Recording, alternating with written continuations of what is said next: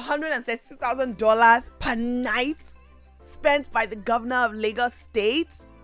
Okay, let's address this. Let's get down to the core of the issue. What really happened? Governor Babajide Sanwo-Olu of Lagos State last week, we were clapping for you, sir. Why? Because Lagos is now listed better than Dubai. Well, it looks like something else is cooking. Funsho Dorothy, who's the ADC governorship candidate, has accused the governor of wasting state resources on a trip to Granada. And he says the trip is quite questionable. In the open letter, he called out the governor with his full chest and he asked for a reimbursement of every penny spent on this trip. He said, why is the governor going to Granada to do? And why can Granada offer Lagos State anything? And why is the governor spending Lagos's GDP in Granada when Granada's GDP doesn't even match Lagos State? But wait, let's go back. Lagos State has its own side and they are already explaining what's happening. LSG has tweeted and they said that the governor decided to go to Granada for exchange, as per mutual relations. Let's see what Granada can possibly do for us. This is what the tweet says exactly. Governor Sanwo-Olu's recent trip to Granada was aimed at fostering an exchange of ideas on tourism, agriculture, and other economic interests. The tweet goes further to say, Mr. Sanwo-Olu also attended social engagement during this visit. Now, this is the interesting part, and this is the part where we're going to address this alleged $132,000 that was spent, because I do not do fake news. I like to do my research. So, in Granada, there was some sort of party that was happening, and this was not a small party. This was a luxurious party. It was a party that was held at a very luxurious island in Granada, and it was a 7-day private resort party. Flavor was performing, other people performed. The creme de la creme attended it, and they attended the party of none other than Abuja businesswoman Aisha Achimagu. Miss Achimagu was turning 50 and she decided that I want to do a 1-week plus party in Granada. And it seems as if rumor has it that Governor Sanwo-Olu also attended while he was on a business visit to Granada. Now, this is the thing. That's island that Aisha Achimagu was staying at. It cost $132,000 per night. For some reason, and I know why, because people don't like to do their research. It began to be reported that the hotel cost $132,000 per night. Guys, that's not true. The island cost $132,000 per night to $150,000. It varies. I guess it's all about whether or not you're able to get a discount or whatever. But it is the whole island that costs that per night. And again, it's not Sanwo-Olu that paid for it. Aisha Achimagu was the one that paid for it, invited her guests to stay there, and it was free. If you were able to get, and the reason why I know this is because if you go on her website for her birthday party, there was a website created for her birthday party where it says that there are 43 rooms and it is first come, first serve, and rooms will be assigned based on maybe if you RSVP, because it just said it's first come, first serve. For 3 rooms, it will be assigned to guests. It wasn't $132,000 to stay in 1 room per night. That is insane and ridiculous. And I think when you think about it, right, aside from the governor, how many people can really afford that? And there were other people there. The videos are online. You can follow many people. There were a lot of people that attended. It wasn't hard for me to find this information out. So my issue with this thing is sensationalism is a bit of a problem, guys. And it's very important that we actually ask ourselves, what are the facts when we're reporting news? What are the facts? $132,000 to stay on the island, 43 rooms, guess what? Assigned rooms. That's the fact.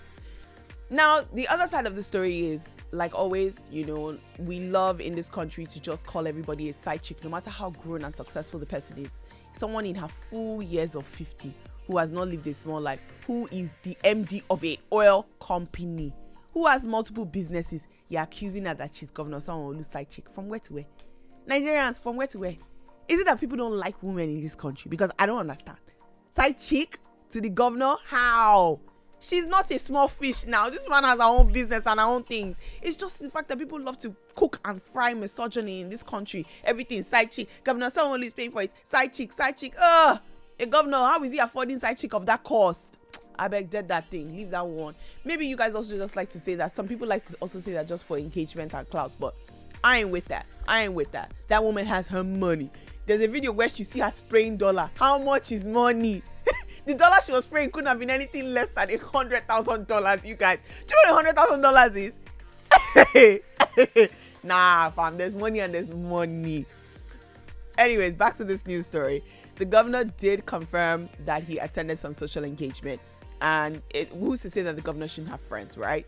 He's in Grenada. He attended some social engagement. He's also able to do some government meetings with the government of Grenada. Why not? Why not?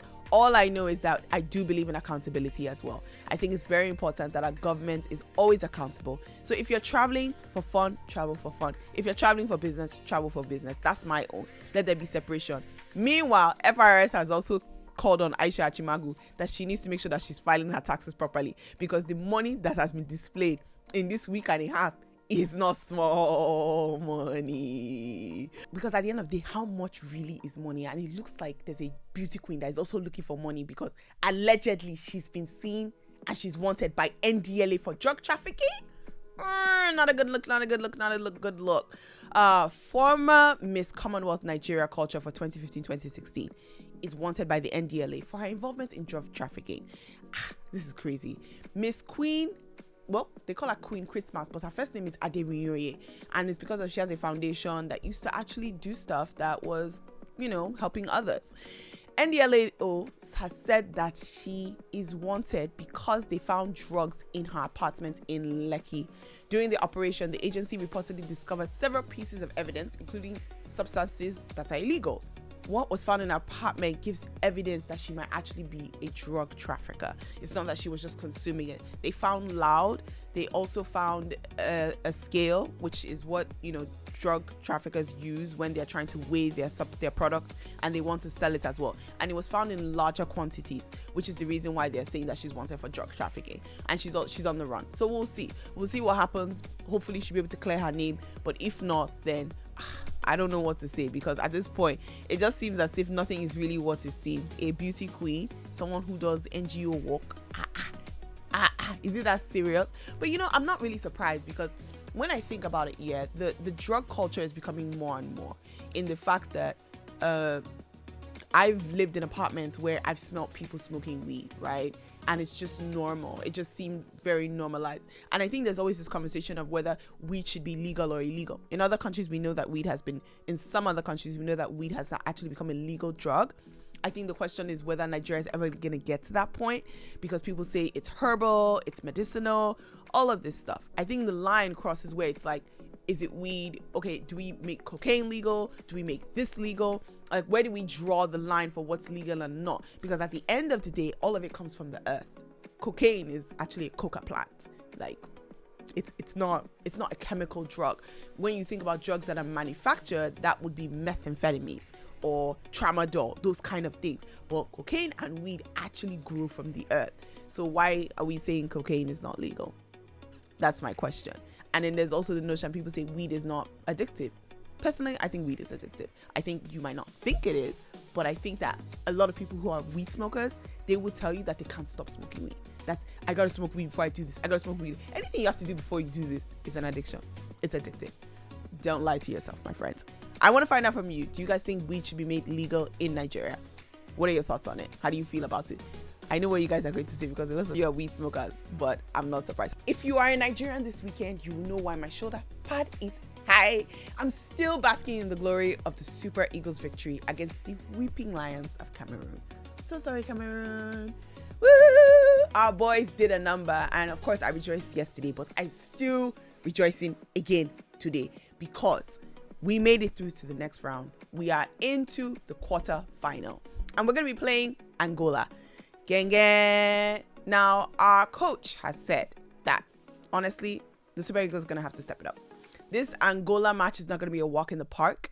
Mr. Jose Pesarino has said that the Super Eagles need to make sure that all hands are on deck. He also commended their previous match, because at least he gave us some bragging rights. Nigerians are actually trolls when we win any types of sports, because we just drag the other country. Like, I felt so bad for Cameroon. I was just like, guys, it's actually enough. But it was so good for us to see something good happen for the Super Eagles.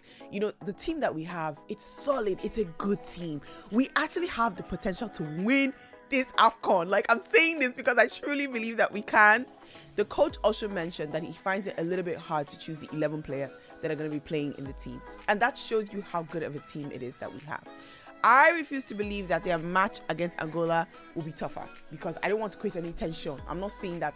I'm saying the match will be easy. There will be ease. The Super Eagles will carry the cup. We will have a better way to start this January with some pride. You know, right now, sometimes it feels like the only thing that gives us pride is our music and our movies. At least let sports give us pride too. But we do have Toby Amonson, who gives us a lot of pride when it comes to sports. So shout out to you, Toby. I want to find out, do you think the Super Eagles have the potential to win this AFCON? And if they do, what do you feel the Super Eagles need to do to make sure that we actually carry the cup? Don't forget, you can also follow all of the live matches with our live commentary, play by play, right here on the Scooper app. In addition, you can also follow up the next day where we'll be showing you highlights as well from our matches. Which player would you like to see on the field this Friday? Let's predict. If we were going to be the ones who are putting the team together, who do you think should be playing? Who do you think should be benched? Who do you think should be waiting on the sidelines? Let's draft a Super Eagles team together. Comments down below. I'll see you guys tomorrow. Bye.